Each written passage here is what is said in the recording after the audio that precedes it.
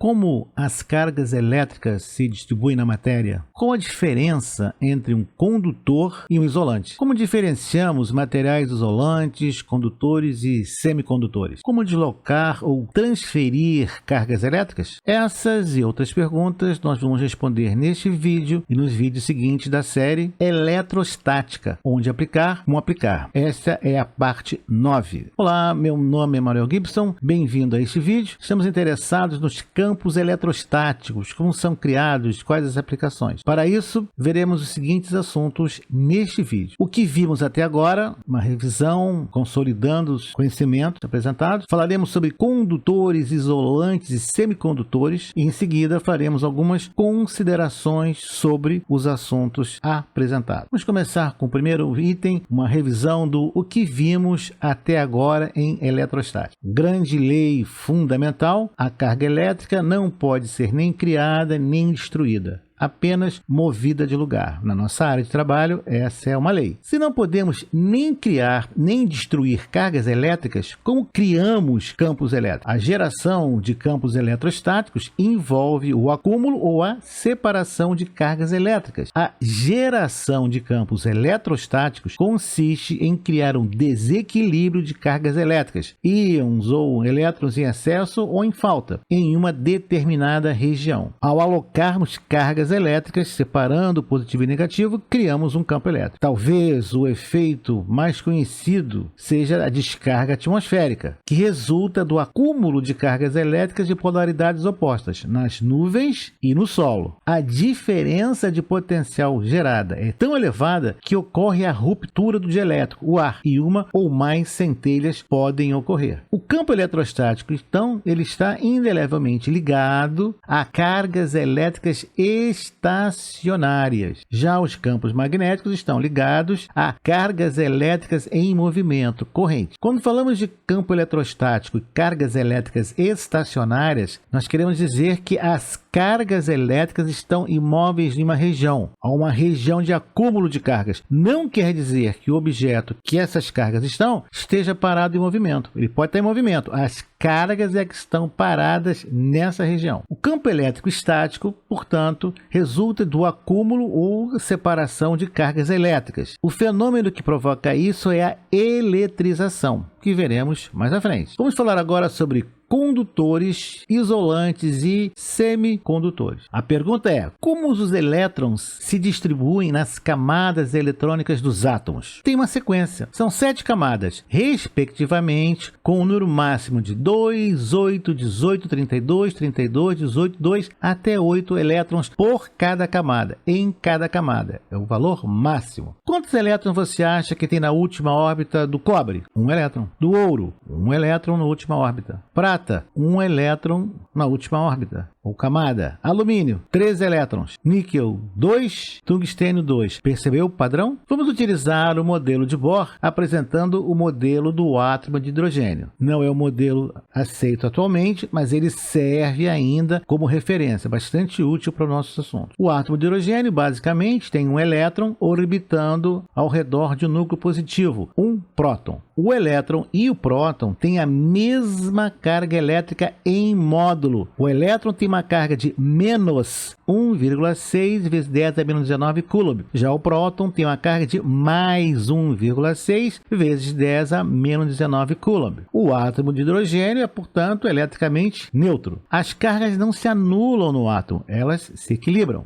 As cargas elétricas coexistem de uma forma quase que independente entre si. Não existe essa órbita circular, como está vendo no desenho, e sim uma nuvem probabilística de posicionamento do elétron. Nem o próton, nem o nêutron, nem o elétron, eles são bolinhas. O elétron, na verdade, se comporta tanto como partícula como uma onda. E a massa dele é cerca de 1836 vezes menor do que a massa do próton. Então é muito mais leve do que o próton, o elétron. É por isso que nós estudamos eletrônica e não protônica. Os átomos apresentam determinados números preferenciais de elétrons para o equilíbrio em suas órbitas eletrônicas, as suas camadas. Veja, por exemplo, o átomo de oxigênio mostrado. Na órbita mais próxima do núcleo, esse número é 2. Perfeito. Vemos que o valor é atendido. Na segunda camada, o número de equilíbrio deveria ser 8, e nós estamos vendo quanto? Apenas 6. Então precisam completar com 2 elétrons. O que fazer? Quem poderá nos ajudar a alcançar esse equilíbrio da última camada? Sabemos que o número de elétrons na órbita mais próxima do núcleo, por equilíbrio do átomo, é de 2 elétrons, número máximo. Veja o átomo de hidrogênio, apenas 1 elétron.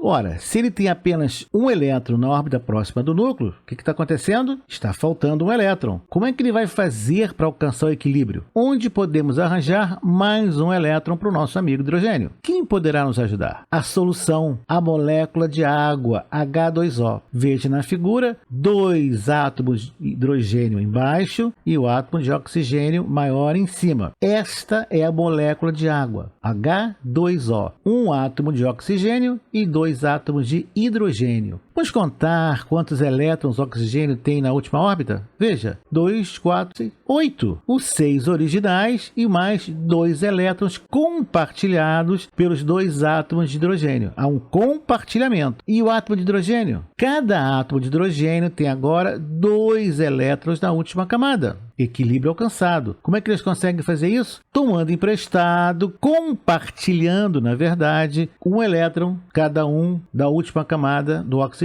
Então você tem agora o oxigênio, ele está vendo que tem 8 elétrons na última camada e cada átomo de hidrogênio tem agora 2 elétrons compartilhados. Um detalhe interessante, o átomo de oxigênio tem 8 prótons, carga positiva, hidrogênio apenas 1 em cada. Assim, a molécula de água é polar. Essa é uma das grandes vantagens da grande diluição que a água consegue fazer. Ela é mais positiva do lado do oxigênio, que é o topo da figura, e mais negativa do lado dos hidrogênios. Veja esse nosso átomo triste, com apenas 4 elétrons na segunda e última camada. Ele está pensando, como eu gostaria de ter 8 elétrons, quem poderia me ajudar? Quem? Já esse átomo agora está feliz, contente, com 8 elétrons na segunda e última camada. E ele pensa, como eu sou feliz. Como podemos resolver o problema do átomo triste? Veja o exemplo do átomo de fósforo. Ele tem 15 prótons, carga positiva no núcleo, e apenas 5 elétrons na camada, onde deveriam haver 8 por equilíbrio atômico. O fósforo quer mais 3 elétrons. Onde é que ele vai arrumar 3 elétrons? Já o átomo de boro tem 5 prótons, carga positiva no núcleo, e apenas 3 elétrons na camada, onde deveriam haver 8 para o equilíbrio atômico. O boro quer mais 5 elétrons. Onde ele vai arrumar 5 elétrons? Veja o nosso átomo de silício. Ele está triste, ele está sonhando. Com que sonha o átomo de silício? Ele pensa, eu tenho apenas 4 elétrons na camada, onde deveriam haver 8. Meu sonho é ter 8 elétrons nessa última camada.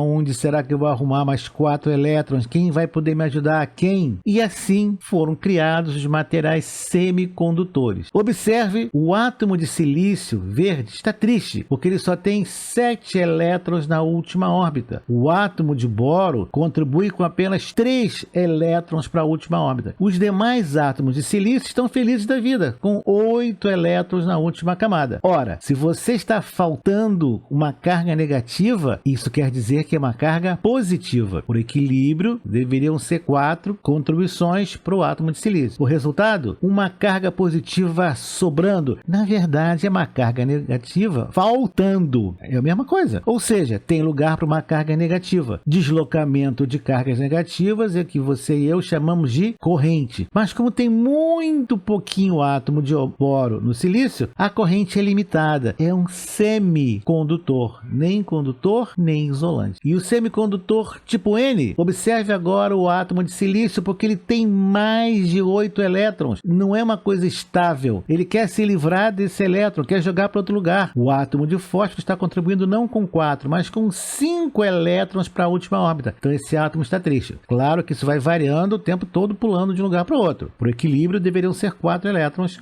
compartilhados. Resultado? Uma carga negativa sobrando. Se ela está sobrando, ela quer sair daí. Para onde que ela vai? Está todo mundo completo, ela tem que empurrar e esse vai se deslocando. Se a carga está pronta para se deslocar, isso é corrente. Mas, de novo, como tem muito pouquinho átomo de fósforo, a corrente é limitada. É um semicondutor tipo N. Todos os transitores, memórias, tudo que você possa imaginar de semicondutores, basicamente dessa maneira. Isso é um condutor, um pedaço de cobre. Veja a magnífica nuvem de elétrons disponível que você tem no material condutor como cobre. O número atômico do cobre é 29, ou seja, 29 prótons no núcleo e 29 elétrons distribuídos em 4 camadas. As 3 primeiras camadas completas com 2, 8 e 8 elétrons, respectivamente, e a quarta com apenas um elétron livre, solto, solitário, pronto para ser arrastada por qualquer minúsculo campo elétrico. Isso é um bom condutor. Podemos também conversar em bandas de valência, banda de condução e nível de Fermi. Observe que no condutor, como é fácil passar o elétron de valência para a banda de condução. Pouca energia é necessária. Já no material isolante, olha como é difícil arrancar e deslocar elétrons. Fácil arrancar elétrons é um condutor. Difícil arrancar elétrons é um isolante. Veja a condutividade dos materiais expressa em Siemens por metro. É bastante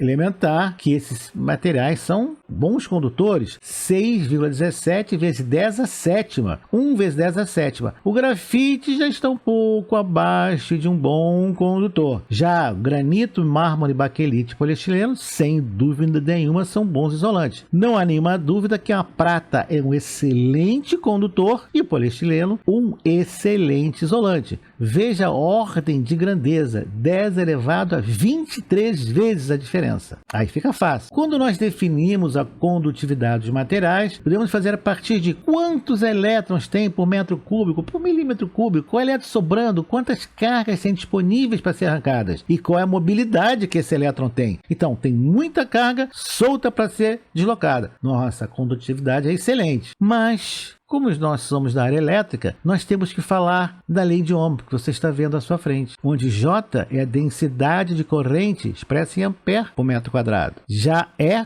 o campo elétrico em volt por metro. Percebeu que é a lei de Ohm? Quando falamos em densidade de corrente, logo nos lembramos dos nossos fios que percorrem as paredes, instalações elétricas, residências, escritórios, laboratórios. Peguei da NBR10, de uma das tabelas, dado a área do fio, milímetro quadrado, com a corrente máxima especificada para uma certa condição. Observe que 1,5 milímetro quadrado, corrente máxima 17,5 amperes. Vamos fazer uma conta agora. Vamos dividir a corrente máxima pela área. Nós temos 11,67, que é a densidade de corrente, ampere por milímetro quadrado. Já para um fio de 6 milímetros quadrados, uma corrente máxima de 41 amperes, temos densidade de 6,83. Se você for observador, vai descobrir que a relação é 1,2. Um detalhe importantíssimo: jamais utilize tabelas simples para dimensionamento de circuitos de corrente alternada. O dimensionamento do fio é função de diversas condicionantes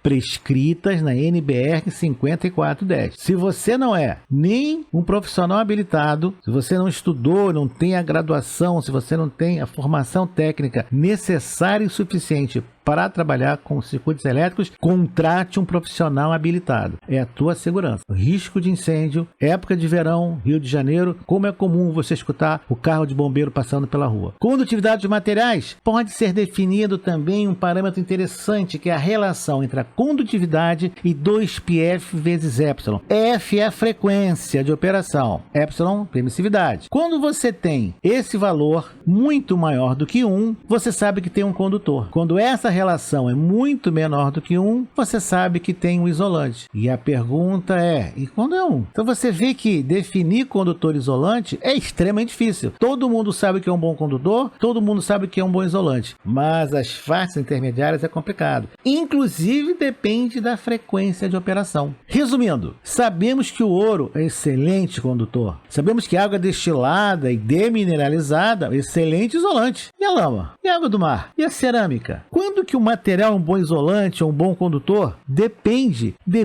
do material e da frequência da onda eletromagnética de operação. Interessante. Nos isolantes, como observamos, as cargas tendem a ficar onde estão. Se você deslocou, ela fica ali. Ela não tem para quem empurrar para onde ir. Em princípio, não se desloca, a não ser que muita energia seja fornecida. E quando eu digo energia, inclusive energia mecânica. Aquela de atritar o cabelo, atritar o bastão de vidro. Mas quando essas cargas se deslocam, elas não retornam ao local original. Nos condutores, é exatamente o contrário. Qualquer energia arrasta cargas que arrastam outras cargas. Temos algumas considerações sobre os assuntos apresentados. Diferente do que a maioria das pessoas leigas pensa, não é tão trivial distinguir-se um condutor de um isolante. Sim, na prática é bastante fácil distinguir um bom condutor de um bom isolante. Por exemplo, os cabos elétricos são feitos de bons condutores, cobre e alumínio, e os isolantes de tais cabos são feitos de PVC ou poliestireno, que são bons isolantes. Alguns materiais são excelentes isolantes, como o vidro e a cerâmica, e são utilizados na área elétrica,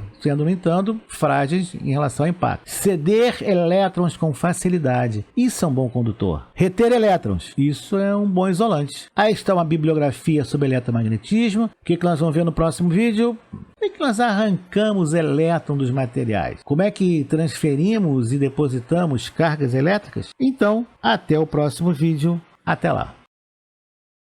Obrigado por ter assistido a este vídeo. Deixe o seu like, inscreva-se no canal, acione o sino e seja notificado dos novos lançamentos semanais.